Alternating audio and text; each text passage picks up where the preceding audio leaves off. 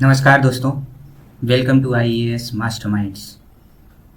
जैसा कि आप सभी को पता ही होगा, यूपीएससी और स्टेट पीएससी एग्ज़ाम की तैयारी करने वाले सभी एस्पिरेंट के माइंडसेट डेवलपमेंट के लिए हम ला रहे हैं एक सीरीज इनर कॉन्स्टिट्यूशन, जिसमें 8 एपिसोड होंगे। इसका फर्स्ट एपिसोड सेल्फ अवेयरनेस है। इस एपिसोड के 2 पार्ट ऑलरेडी आ चुके हैं। आज हम बात करेंगे सेल्फ अवेयरनेस के पार्ट 3 में। इसका पहला टॉपिक होगा how to discover your strengths and weaknesses. Second होगा सेल्फ अवेयरनेस स्किल्स। फिर होगा how to increase your self emotional awareness, what is blind spot. Last होगा the mind is the first institution how. तो आइए हम लोग बात करते हैं।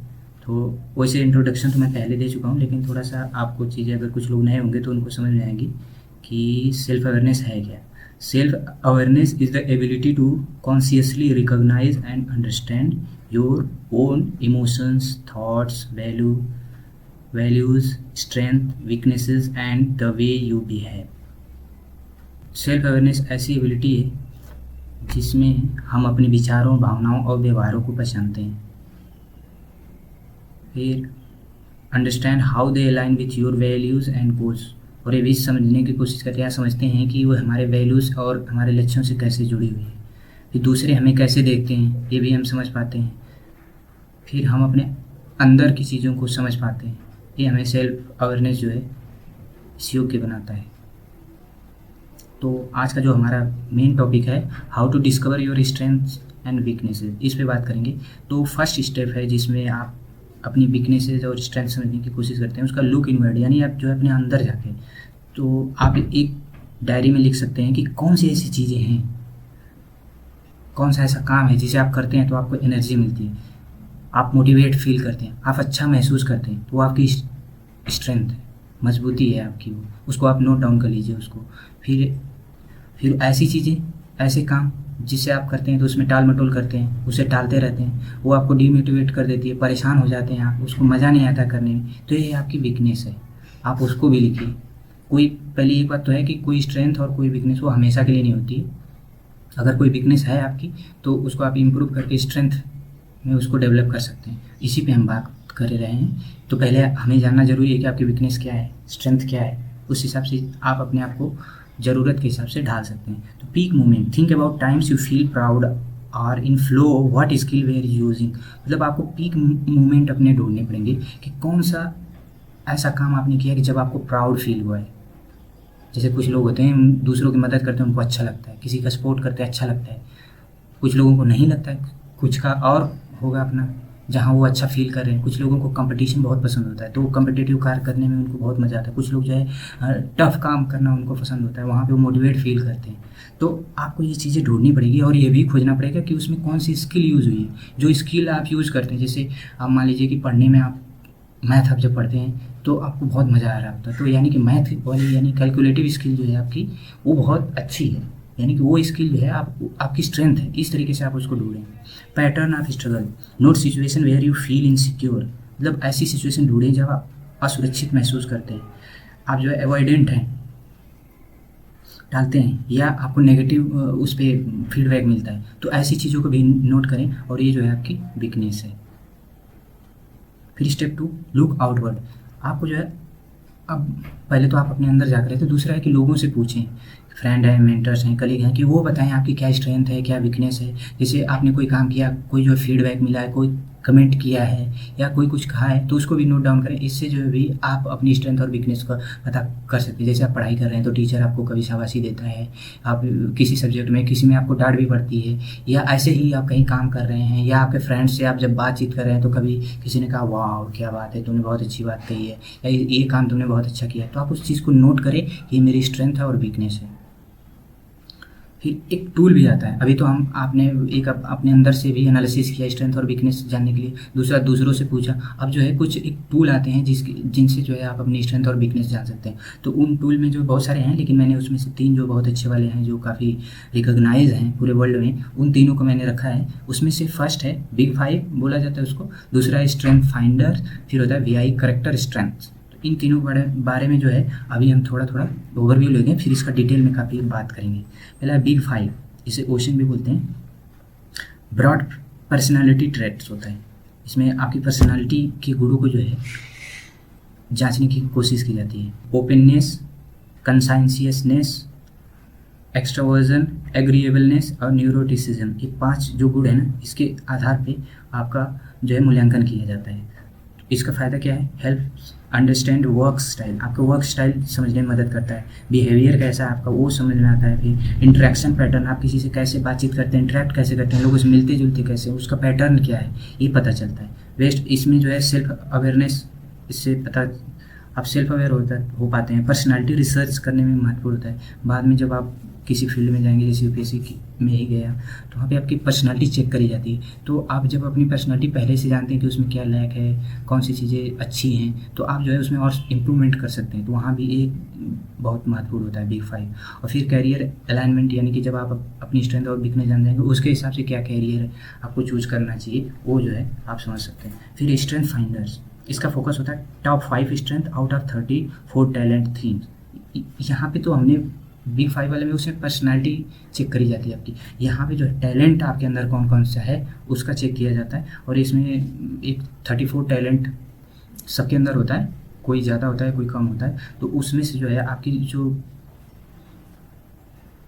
स्ट्रेंथ, मतलब टॉप 5 स्ट्रेंथ कौन सी है, इसमें खोजने की कोशिश की जाती है। और सभी स्ट्रेंथ में आपको कैसे इम्प्रूव कर सकते हैं, इसमें ये काफ़ी अच्छा होता है उसके लिए। Pin point career relevant strength of professional growth, professional growth के लिए कौन कौन से टैलेंट चाहिए आपको, किस में इम्प्रूव करने की ज़रूरत है, कौन आप में ऑलरेडी है, नेचुरली है, तो इसमें आप पता कर सकते हैं। कैरियर प्लानिंग, कैरियर प्लान करने के लिए भी ये बहुत इंपॉर्टेंट है। Leadership development, work place success के लिए भी जरूरी है। थर्ड है VI character strength, VI character strength 24 universal character strength under 6 values. इसमें 24 जो करेक्टर स्ट्रेंथ होती है वो उसको 6 गुणों के अंदर डिवाइड किया जाता है और उसमें फिर एनालिसिस किया जाता है। इसका फ़ायदा ये होता है, इसका फोकस होता है मोरल एंड साइकोलॉजिकल वेलबीइंग पे। आप नैतिक रूप से अगर सही है तो आपको सेटिस्फैक्शन मिलता है। उसी तरह साइकोलॉजिकली भी अगर आप सही हैं, आपकी साइकोलॉजी सही चल रही है, उसके हिसाब से काम हो रहा है, या आप काम के हिसाब से अपनी साइकोलॉजी बना रहे हैं, तो आप संतुष्ट रहेंगे और आपकी लाइफ का एक पर्पज़ फुलफिल होगा। इसमें पर्सनल ग्रोथ में ज़रूरी होता है, रेजिलियंस के लिए इम्पोर्टेंट होता है, मीनिंग, फिर वैल्यूज ड्रिवन लाइफ आप जो है अचीव कर पाते हैं। तो ये हमने तो शॉर्ट व्यू ले लिया, एक आप देखेंगे हम काफ़ी डिटेल में। बिग 5 यानी जो पहला वाला है, यानी कि जो पर्सनैलिटी की बात करता है, दूसरा स्ट्रेंथ टैलेंट की बात करता है, तीसरा जो है मोरालिटी की बात करता है। तो पहला जो है यानी कि पर्सनालिटी में बिग 5, तो पहला है इसमें ओपननेस टू एक्सपीरियंसेस। इसमें कोर एसेंस होता है, इसमें क्रिएटिविटी, इसमें भी कई गुण होते हैं, जैसे क्रिएटिविटी जो ओपन होता है ना, एक्सपीरियंस उसको काफ़ी मिला हुआ है, तो उसके अंदर क्रिएटिविटी होती है, क्यूरोसिटी होती है, हंगर फॉर नोवेलिटी, यानी वो नवीनता के लिए एकदम भूखा होता है। कोई भी काम करता है वो नए तरीके से करता है, नई चीज़ें सीखने के लिए वो जागरूक रहता है, नई हमेशा वो नवीनता को ढूंढता रहता है। तो अगर किसी में हाई ओपननेस है तो कैसा होगा? लव्स एब्स्ट्रैक्ट थिंकिंग, मतलब अमूर्त सोचता है वो, मतलब घिसी पिटी तरीके से नहीं सोचता है, कोई भी काम वो नए तरीके से सोचता है। एंड आर्ट में उसकी रुचि होती है, फिलॉसफी में होती है, सिम्बॉलिक स्टोरी टेलिंग होता है। फिर जो है embrace change and unconventional ideas, वो परिवर्तन अपरंपरागत विचारों को गले लगाता है। जैसे कुछ लोग होते हैं ना जो थोड़े मेंटली डेवलप नहीं होते ना, तो वो जो चीज़ें सुने रहते हैं बस मानते यही सही है।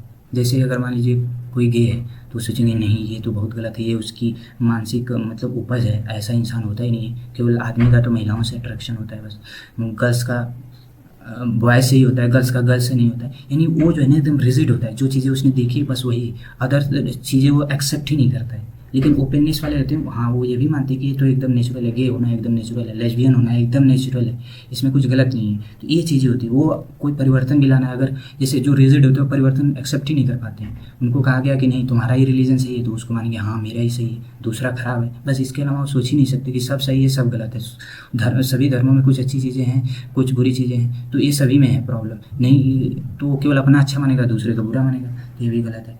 फिर है अक्सर वो जो है थोड़ा काव्यात्मक होता है, सिनेमाई आध्यात्मिक अन्वेषण में आकर्षित होता है। और जिसमें लो ओपननेस होता है वो दिनचर्या कार्य में लगा होता है, परंपरा और व्यवहारिकता को प्राथमिकता देता है, मतलब परंपरा में जो चल रहा है ना उसी को लेगा, थोड़ा सा भी चेंज नहीं चाहिए। सोचिए, कहा जाता है ना कि परिवर्तन ही संसार का नियम है। आप एक ही चेंज पे चलते रहेंगे, मान लीजिए मोबाइल आ गई, आप चेंज नहीं करना, नहीं मुझे टेलीफोन ही यूज़ करना है, तो कैसे प्रोग्रेस होगी। नए विचार आ रहे हैं, आप उसको अपना नहीं रहे, नहीं मुझे पुराना ही चाहिए, तब ये भी प्रॉब्लम हो जाएगी ना, सोसाइटी आगे ही नहीं बढ़ेगी, वहीं की वहीं टिकी रहेगी। तो हमें नवीनता को ना हमेशा स्वीकार करना चाहिए। लेकिन जो लो ओपननेस वाले होते हैं उनको दिनचर्या के जो काम कर रहे हैं कोई चेंज नहीं चाहिए, पुराने विचार ही उनको अच्छे लगते हैं। व्यवहारिकता को मतलब वो प्राथमिकता देते हैं कि क्या व्यवहारिक है। व्यवहारिक मतलब सेंस ये होता है ना कि जो आज सूटेबल है वो व्यवहारिक है। लेकिन हम कुछ ऐसे काम करते हैं ना जो आज सूटेबल ना हो लेकिन भविष्य में बहुत ही इंपॉर्टेंट होता है। जैसे आप सोचिए कि सती प्रथा जब थी तो बहुत लोग 90% उसको जो एक्सेप्ट कर रहे थे कि नहीं ये सही है, नहीं तो कुछ लोग इसका विरोध कर रहे थे। आज सिचुएशन ये है कि हम उस समय को गलत सोच रहे हैं। आज कोई कहे सती प्रथा लानी चाहिए तो हम कहेंगे नहीं ये नहीं। तो यानी कि कुछ चीज़ें होती है ना कि वो बाद के लिए अच्छी होती है, लेकिन अगर आप तुरंत अभी देखें तो गलत होगी। जैसे आप देखिए कि बहुत धार्मिक सुधार आंदोलन हुए हैं जो यूरोप वगैरह में, तो उस समय उसको बहुत बुरा माना जाता था, लेकिन आज वही जो है मॉडर्निटी लाने में वही धार्मिक सुधार बहुत इंपॉर्टेंट रहे हैं। धर्म में सुधार, जैसे हमारे भी बहुत सारे नेता हैं जो धर्म में सुधार के बहुत जो धर्मगत रूढ़वादिता थी उसके लिए लड़े हैं। तो आज जो है हम काफ़ी फ्रीडम फील कर रहे हैं। अगर वो उस समय न लड़ते तो शायद हम एक बहुत रूढ़िवादी समाज में रह रहे होते, जहाँ जातिवाद धर्मवाद ये सब चीज़ें बहुत अंदर तक घुसी रहती, लोग आपस में लड़ भीड़ रहे होते। भाईचारा जो आज है हमारे देश में वो शायद न देखने को मिलती। तो ये चीज़ें हैं। तो दूसरा है कंसाइंशियसनेस यानी कर्तव्य निष्ठा। इसमें कोर एसेंस है discipline, organisation and goal directed behaviour. High conscientiousness का जो पर्सन होता है वो reliable, meticulous and focused on long term achievement पे वो बल देता है, यानी विश्वसनीय होता है, सावधानीपूर्वक और दीर्घकालिक उपलब्धियों पर केंद्रित होता है। वो विश्वसनीय व्यक्ति होता है, वो ज़्यादा झूठ नहीं बोलता, आप उस पर ट्रस्ट कर सकते हैं क्योंकि वो डिसिप्लिन है, ऑर्गेनाइज है और गोल के प्रति वो जो है डायरेक्टेड बिहेवियर करता है। तो दीर्घकालिक उपलब्धियों पर ध्यान देता है, वो छोटी मोटी चीज़ों पे या थोड़े बहुत इंजॉय के लिए वो अपने लक्ष्य को नहीं त्यागता है, वो उसका जो है मेन लक्ष्य वही होता है। फिर जो है संरचना, समय सीमा और पुनरावृत्ति पर शोधन पर पनपता है, यानी थ्राइव ऑन स्ट्रक्चर, डेडलाइन पे बल देता है। जिसके अंदर ये कम होता है वो अधिक सहज, कम संगठित होते हैं, सहज होते हैं लेकिन कम संगठित होते हैं। और जो योजनाएं बनाने में ना वो काफ़ी कमज़ोर हो सकते हैं, उनको संघर्ष करना पड़ता है क्योंकि वो डिसिप्लिन नहीं है, ऑर्गेनाइज नहीं है, गोल के लेकर वो जो है कॉन्शियस नहीं है, तो उनको जो है योजनाएं बनाने में बड़ी दिक्कत होती है। फिर इसका थर्ड है एक्स्ट्रावर्जन। एक्स्ट्रावर्जन में होता है, इसमें इसका कोर एसेंस है सोशिएबिलिटी, एनर्जी एंड असर्टिवनेस होता है, मुखरता, मतलब समाज में लोगों से मिलना जुलना, सार्वजनिक रूप से बोलना, लोगों के लिए आवाज़ उठाना और समूह की गतिशीलता में, सामूहिक कार्यों में काफ़ी इनको जो है ना करने में इनको काफ़ी ऊर्जा मिलती है, जो एक्स्ट्रावर्जन होते हैं। एंड आउटवर्ड कॉन्फिडेंट होते हैं, ये जो है बाहरी रूप से काफ़ी आत्मविश्वासी होते हैं, एकदम बोलने में अच्छे होते हैं और फिर ये चीज़ें उनके अंदर पाई जाती हैं। फिर जिनके अंदर ये कम होता है वो अकेलापन में जीते हैं, गहरा चिंतन, शांत वातावरण पसंद करते हैं। अकेला में भी more reserve but reach in internal dialogue, वो खुद में अकेले रहने वाले होते हैं लेकिन जब पर्सनली किसी से बात करते हैं ना तो बहुत अच्छी बात करते हैं, इंटरनल डायलॉग खुद से बात करते हैं। तो ये ऐसे लोग थोड़े क्रिएटिव टाइप के होते हैं। फिर एग्रीएबलनेस यानी सहमति निर्मित करने वाले, इसमें कंपेशन यानी संवेदना, जो है दया की भावना जो होती है ना वो होती है इनके अंदर। कोऑपरेशन होता है, सहयोग करते हैं, एक दूसरे से सहयोग करते हैं, सहयोग लेते भी हैं, अगर किसी को मदद की ज़रूरत तो मदद करते भी हैं। इमोशनल वार्मथ, जैसे ये होते हैं ना इमोशनल, अगर कोई इमोशनली कोई परेशान है तो उसको तुरंत मतलब ये भी इमोशनली उससे अटैच होते हैं और फिर उसको जो है सहयोग देते हैं, समझाने की कोशिश करते हैं। कोई परेशानी हो तो तुरंत एकदम लगता है कि ये भी उसी को फील कर रहे हैं। तो अगर आप किसी कोई समस्या में जूझ रहे हैं आप भी उसी की तरह फील करने लगते, बताते हैं अरे मेरे साथ भी ऐसा हुआ था, तो इससे अपनापन फील होता है और फिर जो है आप उसकी प्रॉब्लम को थोड़ा सा ख़त्म तो नहीं लेकिन थोड़ा एक सपोर्ट तो दे देते हैं, उसको थोड़ा सांत्वना मिलती है। तो इस टाइप के लोग होते हैं। तो इसमें होता है जिनके अंदर हाई मतलब उच्च क्वालिटी का गुण होता है एग्रीएबलनेस, तो वो सहानुभूतिपूर्ण व्यक्ति होते हैं, दूसरों की सहानुभूति दर्शाते हैं, उदार होते हैं और दूसरों की ज़रूरतों के प्रति काफ़ी अनुशीलन होते हैं, यानी दूसरों की ज़रूरतों को भी ध्यान रखते हैं। अपनी बात को नहीं थोपते हैं कि हमारा ही चलना चाहिए, मुझे जो अच्छा लग रहा है वही करिए, नहीं, वो दूसरों की ज़रूरतों के हिसाब से डिसीजन लेते हैं और खुद को ढाल लेते हैं। ऐसे लोग जो है ना काफ़ी सहमति बनाने में बहुत अच्छे लीडर होते हैं, क्योंकि जब आप किसी भी फील्ड में हो तो बहुत सारे लोगों के लिए एक सहमति डेवलप करना ना बहुत कठिन काम होता है। सबके अलग अलग विचार है, सबकी अलग अलग ज़रूरतें हैं, सबकी अलग अलग परिस्थितियाँ हैं। तो सोचिए सहमति डेवलप करना कितना कठिन हो जाता है, लेकिन ये लोग जो है ना वहाँ पे कर लेते हैं, इनके अंदर ऐसा गुण होता है। फिर जिनके अंदर ये कम होता है वो अधिक संदेहवादी होते हैं, प्रतिस्पर्धी होते हैं, वो प्रतिस्पर्धा करते हैं, सहयोगी नहीं प्रतिस्पर्धी बन जाते हैं। और जो है वो इमोशनल चीज़ों को इग्नोर कर देते हैं, वो केवल तार्किकता बात करते रहते हैं। तो ऐसे समय में जब आप दूसरों के इमोशंस को नहीं समझे ना, तो सहमति डेवलप करना बड़ा कठिन हो जाता है। फिर है न्यूरोटिसिज्म। न्यूरोटिसिज्म में है कि emotional sensitivity and vulnerability to stress. तो जिसके अंदर हाई न्यूरोटिसिज्म होता है वो चिंता में रहता है, मूड स्विंग होते हैं बार बार, वो खुद पे संदेह करता है, इमोशनली सेंसिटिव जो होते हैं। और फिर वल्नरेबिलिटी टू स्ट्रेस वाले जो व्यक्ति होते हैं वो खुद का निरीक्षण ना बड़े गहराई से कर लेते हैं। और ये जो कविता वगैरह लिखने वाले होते हैं, फिर ये कविता प्रेमी होते हैं, इनके अंदर ये गुण काफ़ी पाया जाता है। जिनके अंदर लोग कम होता है वो भावनात्मक रूप से स्थिर रहते हैं, दबाव में भी शांत रहते हैं, कम प्रतिक्रियाशील होते हैं, अधिक लचीला होते हैं इनके अंदर। तो मतलब कोई तुरंत हो गया ना, जैसे इमोशनल लोग होते हैं ना तो तुरंत रिएक्ट कर दें, उनको आप कोई बात कह देंगे तो वो तुरंत भड़क जाते हैं। लेकिन अगर उनके अंदर इमोशंस कम हो या थोड़ा, तब वो कम प्रतिक्रियाशील, अधिक लचीला। तो ये हमारे 5 जो क्वालिटीज़ हैं वो वीक 5 की हैं। अब जो हम अगले पे चलेंगे वह है व्हाट इज क्लिफ्टन स्ट्रेंथ। इसमें जो है ना a positive psychology based assessment that identify your top strength out of 34 talent thing. इसमें टैलेंट क्या आपके अंदर, अभी हमने जो ऊपर बात की है ना, पर्सनालिटी के अंदर क्या क्या चीज़ें, अब जो है आपकी पर्सनालिटी क्या है, इसमें हम टैलेंट की बात करेंगे। और मैं बाद में आपको बताऊंगा पर्सनालिटी टैलेंट में क्या डिफरेंस होता है, ये हम बाद में बात करेंगे।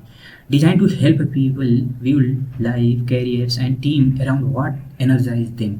लोगों को जीवन, कैरियर और टीम का निर्माण करने में मदद करने के लिए ये डिज़ाइन किया गया है जो उन्हें ऊर्जावान बनाता है। Based on decade of research of Donald Clifton. ये 10 दशकों के जो है रिसर्च के बाद डोनाल्ड क्लिफ्टन ने इसको बनाया है। और इसमें हु आस्क्ड यानी किसने पूछा, what would happen if focused on what is the right with people. किसने पूछा क्या होगा अगर हम इस बात पर ध्यान केंद्रित करें कि लोग के साथ क्या सही है, मतलब लोगों के साथ क्या सही है। हम कहते हैं ना कि आपके अंदर ये होना चाहिए, ये होना चाहिए, ये होना चाहिए। इससे हट के हम ये पूछें कि आपके साथ क्या सही है, मतलब आपके अंदर क्या टैलेंट है। तो इस सेल्फ अवेयरनेस के तहत, इसके तहत ना हम जानते हैं कि हमारे अंदर क्या टैलेंट है। आप दूसरों के बारे में भी समझ सकते हैं कि सामने वाले में क्या टैलेंट है, अगर आप इसको समझने लगे तो हाउ इट्स वर्क। तो इसमें आप देख सकते हैं इसको, ये ऑनलाइन असेसमेंट होता है। अब क्या है इस पर देखते हैं। इसको 4 डोमेन में जो है बांटा गया है, इसके गुणों को, मतलब 34 जो स्ट्रेंथ थीम्स है उसको 4 डोमेन में बांटा गया है, 4 डोमेन ऑफ लीडरशिप।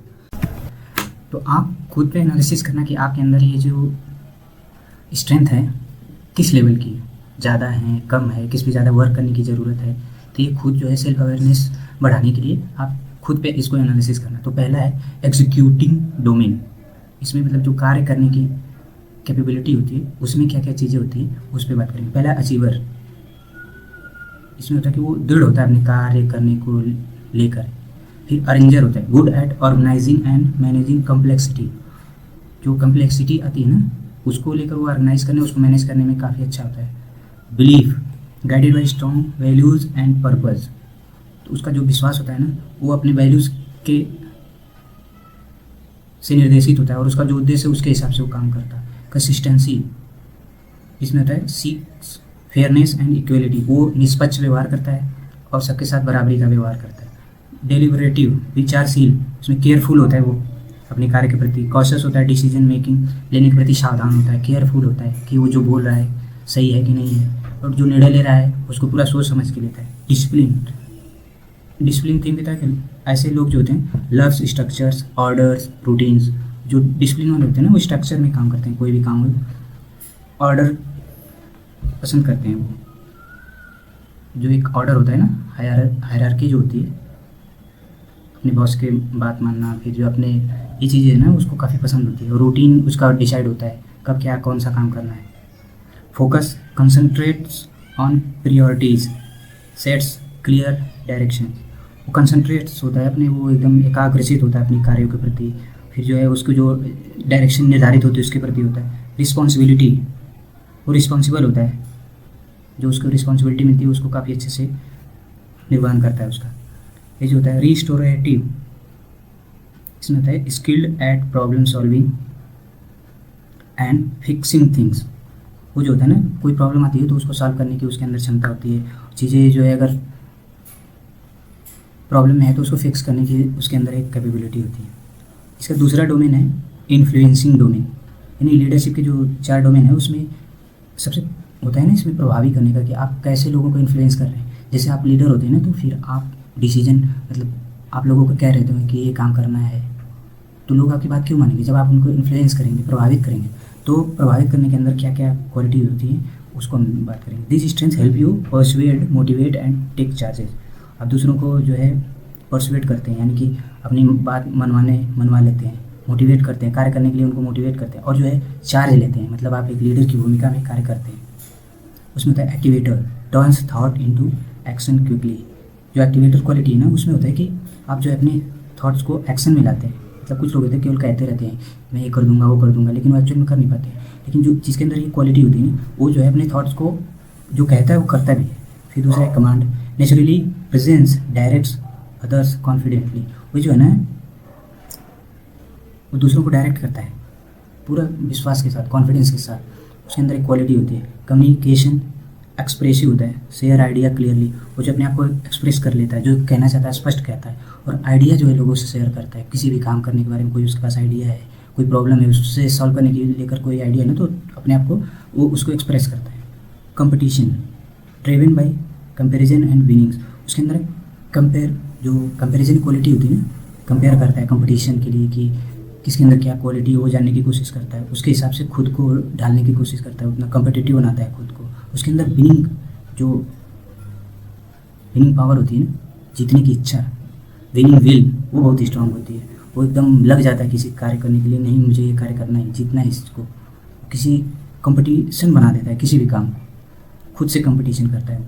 फिर ये बताया maximiser, focus on excellence, improve strength. Maximiser होता है ना कि उसके अंदर जो काम करता है ना, तो उस पर एकदम फोकस करता है कि एकदम पूरा बेस्ट क्वालिटी का काम करने की कोशिश करता है। इम्प्रूव स्ट्रेंथ, अपनी स्ट्रेंथ को उस काम करने के लिए जो स्ट्रेंथ चाहिए होती है उसमें इम्प्रूव करता है। जैसे अगर पढ़ाई कर रहा है वो, तो पढ़ने की कैपेबिलिटी, अपनी क्षमता जो है कैसे बढ़ानी है उस पर काम करेगा, मैक्सिमाइजर होता है। कोई काम को जो है कम समय में करने की कोशिश करता है।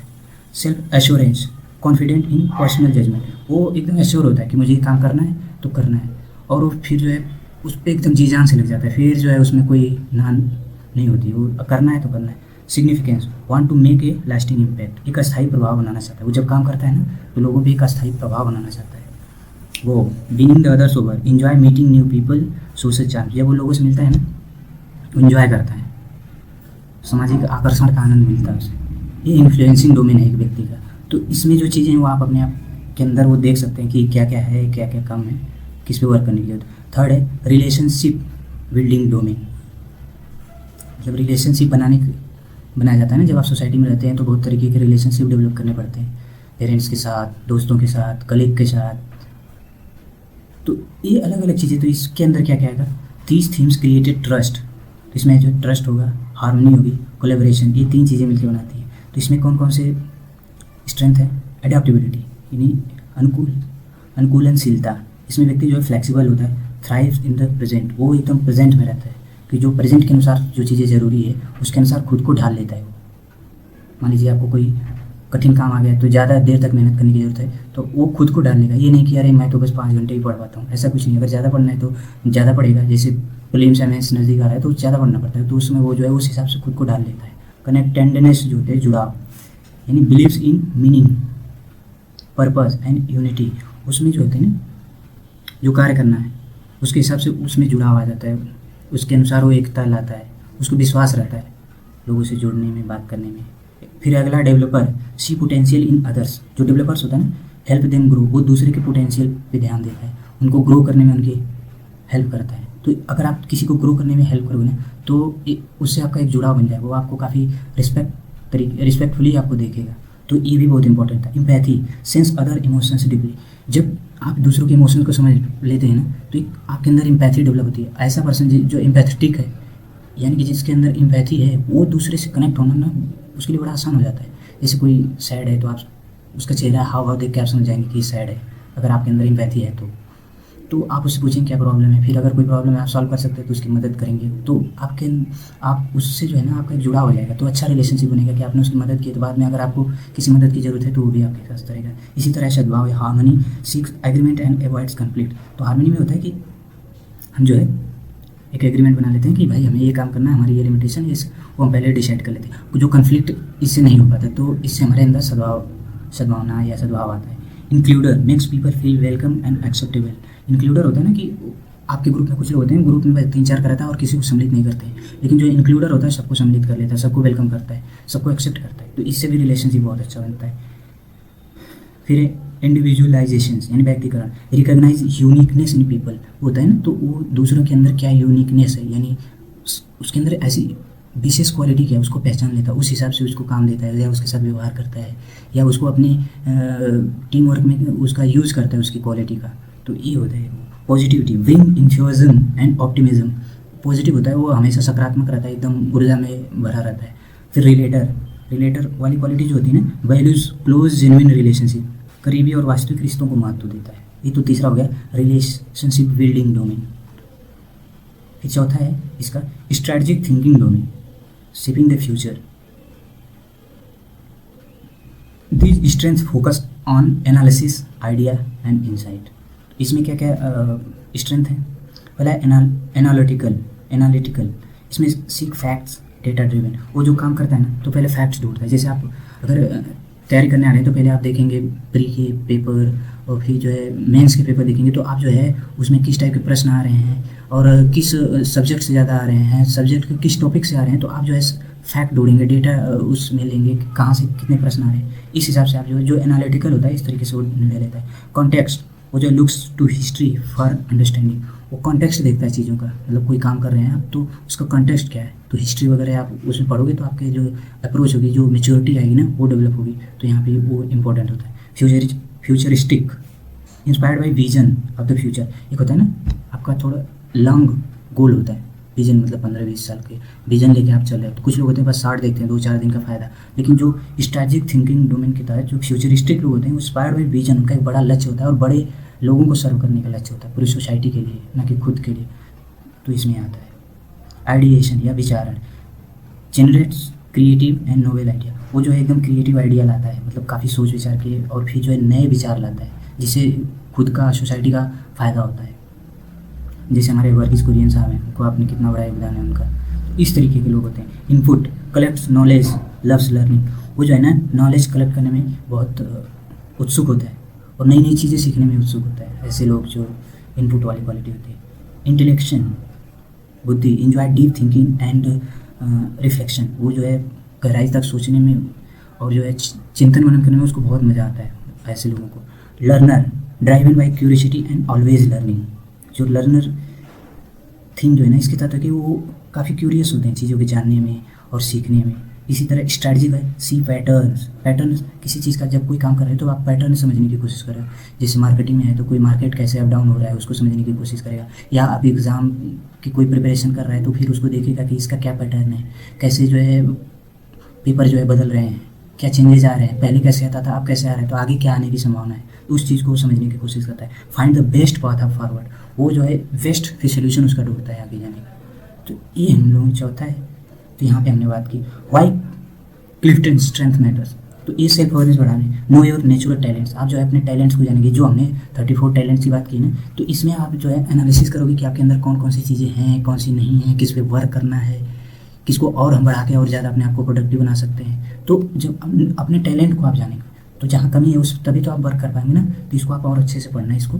फिर है team work, understand how different strength complement each other, जब आप एक टीम वर्क की तरह कई लोग मिलकर काम कर रहे हो तो किसी की स्ट्रेंथ कुछ और है, किसी की कुछ और है, किसी की कमी कुछ है, तो आप जो है ना सबकी जब स्ट्रेंथ समझ जाओगे, जब ये आपके अंदर इक्वालिटी आपको पता है कि ऐसा ऐसा होता है, तो दूसरे के भी आप ऑब्जर्व कर सकते हैं, उसको मतलब देख सकते हैं कि उसके अंदर क्या क्वालिटी, उस हिसाब से उसको काम आप दे सकते हैं, या आपकी उसको अगर वीकनेस पता है तो आप उस पर सुधार करने के लिए उसके कह सकते हैं या ऐसी कार्रवाई कर सकते हैं। Leadership lead in ways that align with your natural style, जब आपको अपने अंदर की चीज़ें पता चल जाएंगी कि आप किस टाइप के लीडर हैं तो आप अच्छे से लोगों को लीड कर पाएंगे, दूसरों को भी समझ पाएंगे चीज़ें कि उसके अंदर क्या है क्या नहीं है। Career growth build roles around strength instead of forcing fit, मतलब आप कहीं किसी क्षेत्र में बस फोर्स की वजह से, मतलब कोई आपके दबाव बना के नहीं कार्य करा सकता। आप खुद समझ जाएंगे कि मैं मुझे किस टाइप के काम पसंद है और मैं कहाँ अच्छा काम कर सकता हूँ, तो आप जो है करियर में ग्रोथ आपको मिलेगी, आपको पता चल जाएगा आपकी फील्ड कौन सी है। फिर है पर्सनल फुलफिलमेंट, इंक्रीज कॉन्फिडेंस। जब आपको पता है आपकी स्ट्रेंथ कहाँ है तो आपका कॉन्फिडेंस बढ़ता है ना, मुझे अगर ये काम मिल जाए तो मैं बहुत अच्छे से करूँगा, या ये काम मिला हुआ है तो मुझे कौन सी स्ट्रेंथ डेवलप करने की ज़रूरत है, और फिर आपके अंदर एनर्जी होगी, फिर आप सेटिस्फैक्शन आपको मिलेगा काम से। तो ये चीज़ें जो है ना आपको इसलिए ये महत्वपूर्ण है। What is VI character strength, ये जो है काफ़ी महत्वपूर्ण है, इसको भी हम अलग तरीके से समझेंगे। यहाँ पे जो हम साइकोलॉजी की बात करेंगे, the 24 VI strength they are organise under 6 core virtues, जैसे उसमें हमने बांटा था 4, इसमें 6। तो आइए हम बात करते हैं। पहला है इसका wisdom and knowledge, cognitive strength, acquiring and using knowledge. इसमें है पहला creativity, thinking in novel, productivity ways, originality.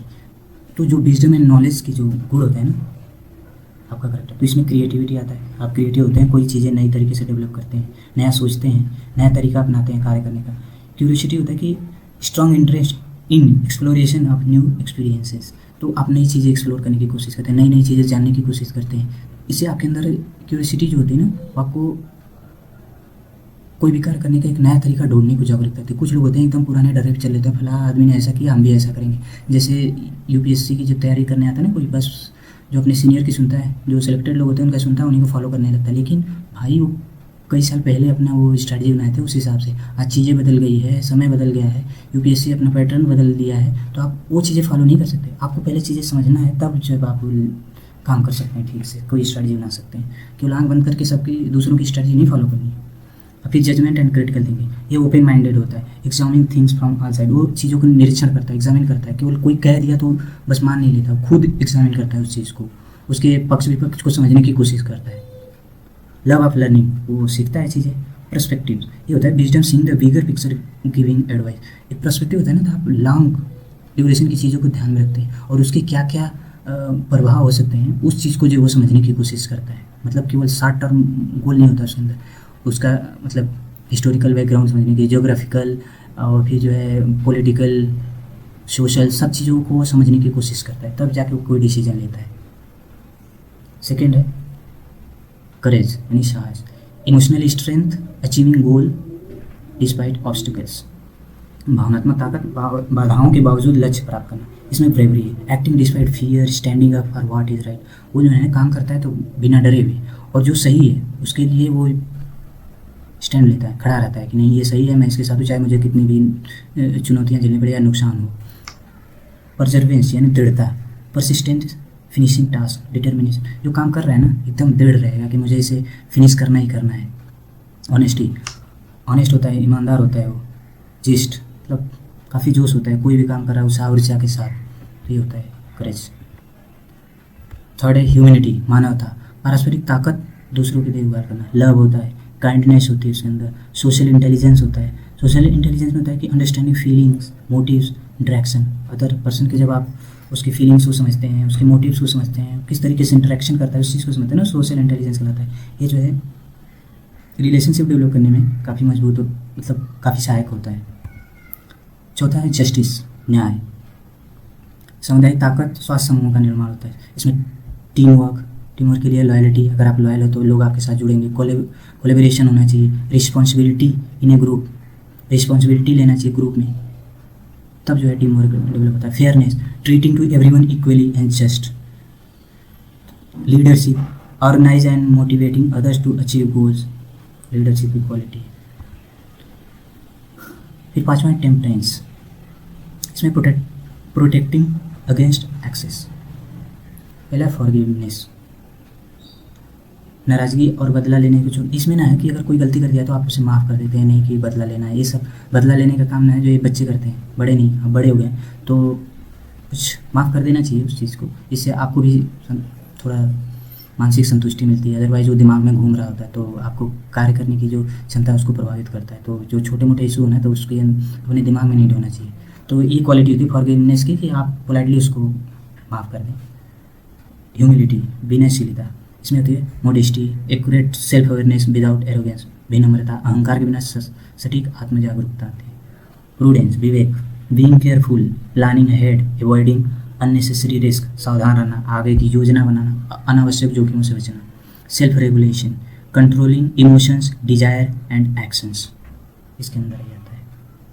Transcendence यानी उत्कृष्टता, ताकत जो हमें अर्थ और उद्देश्य से जोड़ती है। Strength that connect us to meaning and purpose, इसमें था appreciation of beauty and excellence. तो awe from nature, art, skill and virtue, सौंदर्य और उत्कृष्टता की सराहना प्राकृतिक कला, कौशल और गुण के लिए विषय में होता है वो। ग्रेटिट्यूड, कृतज्ञता, thankfulness for life and blessing, expressing appreciation, जीवन के लिए, आशीर्वाद के लिए धन्यवाद, प्रशंसा व्यक्त करना। इसके तहत आता है होप, बेहतर भविष्य में विश्वास करना। Humour, bringing smile, Joy and lightness. Spirituality, आध्यात्म, उच्च उद्देश्य, विश्वास, अर्थ में विश्वास करना, ये इस थीम के तहत आता है। तो दोस्तों ये हमने बात कर ली। अब जो है की feature of VI strength, everyone has all 24 strength, ये सभी के अंदर होता है बट इन डिफरेंट ऑर्डर्स, किसी में कोई ज़्यादा होता है कोई कम होता है। टॉप स्ट्रेंथ, जब जो आपको इसमें से ढूंढना पड़ेगा कि आपके अंदर सबसे टॉप क्वालिटी कौन सी है, इन 24 में से आपकी टॉप 5 क्वालिटी या टॉप 10 क्वालिटी कौन सी है, तो उस हिसाब से आप जो डिसाइड करेंगे कि आप हैं कौन एक्चुअली में। Feel natural, energise and authentic, कौन सी आपकी क्वालिटी जो एकदम नेचुरल है, आपको एनर्जी देती है, आपको एथेंटिक बनाती है, मतलब आपके अंदर है, वो बना के नहीं बोलना पड़ता। जैसे कुछ लोग कहते हैं मैं ईमानदार हूँ, एक्चुअल में होते नहीं है, तो आपके अंदर वो एथेंटिक है कि आप किसी से कह सकते हैं नहीं ये चीज़ें मेरे में है। लोअर स्ट्रेंथ, अगर जो चीज़ें आपके अंदर कम है तो आपकी वीकनेस हो गई, अगर जो चीज़ें ये 24 में से ज़्यादा है तो आपकी स्ट्रेंथ हो गई। तो आपको इस पर जो है वर्क करना पड़ेगा कि कौन कौन सी चीज़ें मेरी स्ट्रेंथ है, कौन सी वीकनेस है, क्यों महत्वपूर्ण है। Self awareness, understand your core values and traits, आपकी वैल्यूज़ समझ में आएंगी कौन कौन सी वैल्यू है आपके अंदर।